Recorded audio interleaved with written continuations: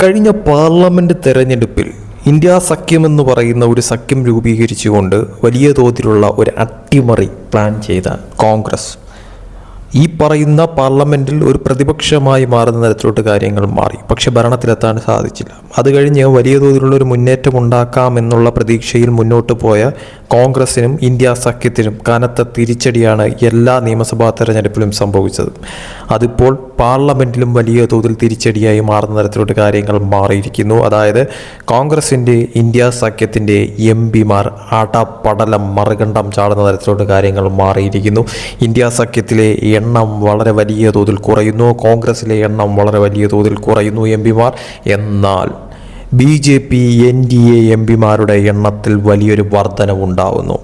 BJP NDA 293 എന്ന ആ ഒരു സീറ്റ് നിലയായിരുന്നെങ്കിൽ എംപിമാരുടെ കണക്ക് ഇപ്പോൾ അത് 300 കടന്നിരിക്കുന്നു. എല്ലാ രീതിയിലും 312 എന്നുള്ള അക്കത്തിലേക്ക് BJP എത്തിയിരിക്കുന്നു എന്നുള്ള വളരെ പ്രധാനപ്പെട്ട കാര്യമാണ് ഇപ്പോൾ പുറത്തു വരുന്നതെന്ന് പറയുന്നത്. അതായത് BJPക്ക് 312 എംപിമാർ, എന്നാൽ ഇന്ത്യ സഖ്യത്തിനെ ടോട്ടലായി നോക്കിക്കഴിഞ്ഞാൽ പോലും അത് 200-ൽ താഴെ പോകുന്ന തരത്തിലോട്ട് കാര്യങ്ങൾ മാറുന്നു എന്നുള്ളതാണ് വ്യക്തമായി മനസ്സിലാക്കാൻ പറ്റുന്ന കാര്യമെന്ന് പറയുന്നത്. തീർച്ചയായിട്ടും ഇത് ഇന്ത്യ സഖ്യത്തെ സംബന്ധിച്ചിടത്തോളവും കോൺഗ്രസിനെ സംബന്ധിച്ചിടത്തോളവും വളരെ വലിയ തോതിലുള്ള തിരിച്ചടിയാണെന്ന കാര്യത്തിൽ യാതൊരു സംശയവുമില്ല.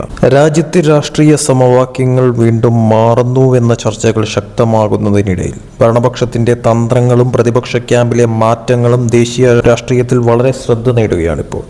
ബംഗാളിൽ രാഷ്ട്രീയ ചൂട്, തൃണമൂൽ കോൺഗ്രസുമായി ബന്ധപ്പെട്ട് ഉയരുന്ന രാഷ്ട്രീയ നീക്കങ്ങൾ പശ്ചിമ ബംഗാളിലെ സമവാക്യങ്ങളെ ബാധിക്കുമോ എന്നതാണ് ഇപ്പോഴത്തെ പ്രധാന ചർച്ച തന്നെ. പാർട്ടി മാറ്റങ്ങളും പിന്തുണ നീക്കങ്ങളും കൂറുമാറ്റ നിയമവുമായി ബന്ധപ്പെട്ട ചർച്ചകൾക്കും ഇപ്പോൾ വഴിയൊരുങ്ങുകയാണ്. കൂറുമാറ്റ നിയമവും രാഷ്ട്രീയ തന്ത്രങ്ങളും മുന്നിൽ 2 അംഗങ്ങളുടെ പിന്തുണയോടെ ലയനം പോലുള്ള നീക്കങ്ങൾ ഭരണഘടനയിലെ വ്യവസ്ഥകൾ വീണ്ടും ചർച്ചയാക്കുന്നു. ഇത്തരം നീക്കങ്ങളുടെ നിയമപരമായ നിലനിൽപ്പ് വരും ദിവസങ്ങളിൽ കൂടുതൽ വ്യക്തമായിരിക്കും. മഹാരാഷ്ട്രയിലും പുതിയ നീക്കങ്ങൾ തുടങ്ങിയിരിക്കുന്നു. മഹാരാഷ്ട്ര രാഷ്ട്രീയത്തിൽ വീണ്ടും വലിയ മാറ്റങ്ങളുടെ സൂചനകളാണ് ഉയരുന്നത്.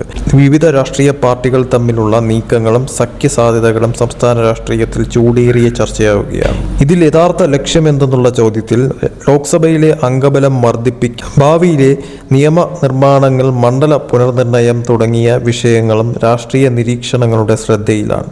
നിലവിലെ കണക്കുകൾ പ്രകാരം കൂടുതൽ പിന്തുണ ഉറപ്പിക്കാനുള്ള നീക്കങ്ങൾ തുടരുന്നുവെന്നാണ് രാഷ്ട്രീയ വൃത്തങ്ങളിലെ വിലയിരുത്തൽ തന്നെ BJPയുടെ. ഇന്ത്യൻ രാഷ്ട്രീയത്തിലെ ഈ മാറ്റങ്ങൾ എവിടേക്ക് എത്തുമെന്നുള്ള വളരെ വലിയ തോതിലുള്ള ചോദ്യം നിലനിൽക്കുന്നു. അതായത് BJP ഇങ്ങനെയാണ് മുന്നോട്ട് പോകുന്നതെങ്കിൽ 360 എന്നുള്ള ലക്ഷ്യം വെച്ചുകൊണ്ടുള്ള BJPയുടെ മുന്നോട്ട് പോക്ക് അത് വളരെ കൂടുതൽ BJPക്ക് അനുകൂല ഘടകമാകുന്നു എന്നുള്ളതാണ് ഇതിൽ നിന്ന് മനസ്സിലാക്കാൻ പറ്റുന്ന കാര്യമെന്ന് പറയുന്നത്. അതായത് നിലവിലത്തെ സാഹചര്യത്തിൽ ശിവസേനയിൽ നിന്നും അതോടൊപ്പം തന്നെ തൃണമൂൽ കോൺഗ്രസിൽ നിന്നും മറ്റനേകം പാർട്ടികളിൽ നിന്നുമുള്ള പിന്തുണ അത് BJPയിലേക്ക് എത്തുന്ന തരത്തിലോട്ട് കാര്യങ്ങൾ മാറുന്നു. ഈ പറയുന്ന തോതിൽ NDAയിലേക്ക് പല എംപിമാരും ഇപ്പോൾ ചാടുന്ന തരത്തിലോട്ട് കാര്യങ്ങൾ മാറുന്നു. ഇന്ത്യ സഖ്യത്തിനുള്ളിൽ കോൺഗ്രസിനുള്ളിൽ എംപിമാരുടെ എണ്ണത്തിൽ വളരെ വലിയ തോതിലുള്ള കുറവ് സംഭവിക്കുന്ന തരത്തിലോട്ട് കാര്യങ്ങൾ മാറുന്നു. 2026 എത്തിയതേ ഉള്ളൂ. 2029 ആകുമ്പോഴത്തേക്കും ഇത് എവിടെ ചെന്നെത്തുമെന്നുള്ള പ്രധാനപ്പെട്ട ചോദ്യമാണ് അവിടെ നിലനിൽക്കുന്നതെന്ന് പറയുന്നത്. തീർച്ചയായിട്ടും പരിപൂർണ തകർച്ചയിലേക്കാണ് നിലവിലത്തെ സാഹചര്യത്തിൽ കോൺഗ്രസിൻ്റെയും ഇന്ത്യ സഖ്യത്തിൻ്റെയും പോക്ക്. പാർലമെൻറ്റിൽ BJPക്ക് ഭൂരിപക്ഷം വീണ്ടും വർദ്ധിച്ചുകൊണ്ടിരിക്കുന്ന തരത്തിലോട്ട് കാര്യങ്ങൾ മാറുന്നു. അത് 300 കടക്കുന്നു, 310 കടക്കുന്നു, ഇത് 350 കടന്ന് 360 എത്തുന്ന തരത്തിലോട്ട് കാര്യങ്ങൾ എത്തുമോ? പിന്തുണ BJPക്ക് വളരെ വലിയ തോതിൽ കൂടുന്ന തരത്തിലോട്ട് കാര്യങ്ങൾ എത്തുന്നു എന്നുള്ളതിൻ്റെ ഏറ്റവും വലിയ ഒരു സൂചനയാണ് ഇപ്പോൾ കാണുന്നതെന്ന് പറയുന്നത്. ഇത് കോൺഗ്രസിനെ സംബന്ധിച്ചിടത്തോളം ഇന്ത്യ സഖ്യത്തെ സംബന്ധിച്ചിടത്തോളം നെഞ്ചിടിപ്പുണ്ടാക്കുന്ന കാര്യമാണെന്ന കാര്യത്തിൽ യാതൊരു സംശയവുമില്ല. തീർച്ചയായിട്ടും വളരെ വലിയ തോതിലുള്ള പതനത്തിലേക്കാണ് ഇന്ത്യ സഖ്യത്തിൻ്റെ പോക്കെന്ന് പറയുന്നത്. 2029 തെരഞ്ഞെടുപ്പിൽ തീർച്ചയായിട്ടും BJPയെ സംബന്ധിച്ചിടത്തോളം ഈ ഒരു പോക്കാണെങ്കിൽ പൂർണ്ണ തോതിലുള്ള ഒരു പതനം ഇന്ത്യ സഖ്യത്തിന് കോൺഗ്രസിന് സംഭവിക്കുമെന്ന കാര്യത്തിൽ സംശയമില്ല.